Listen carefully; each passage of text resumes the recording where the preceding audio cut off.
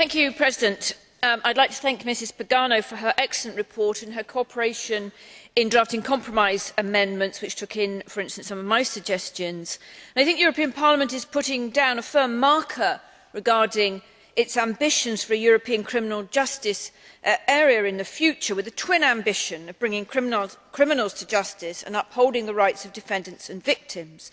And the report rightly highlights key issues like the need for monitoring implementation of legislation, boosting the training of judges, prosecutors and defence lawyers, and new legislation ensuring procedural safeguards, as Gérard Deprez has emphasised.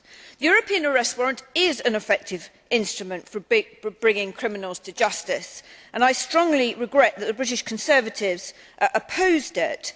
However, we must ensure, and governments must ensure, that European arrest warrants are not misused for trivial issues like pursuing people who stole a pig or did not pay a hotel bill, and nor must it be abused for fishing expeditions for questioning, rather than the proper focus on return for charge and prosecution. The European arrest warrant, as others have said, and the whole of criminal justice is based on mutual trust. So the Member States must show they deserve that trust by having high-quality legal systems and respecting, for instance, the European Convention of Human Rights and Strasbourg Court judgments. We cannot have people returned via European arrest warrants to an EU country who are then sent back to a third country for torture. If defiance of Strasbourg happens, then the fundamental rights safeguards in the European arrest warrant must be invoked. And I think EU governments have ducked the challenge of tackling substantive disparities in legal systems and the patchy respect for fair trial and human rights.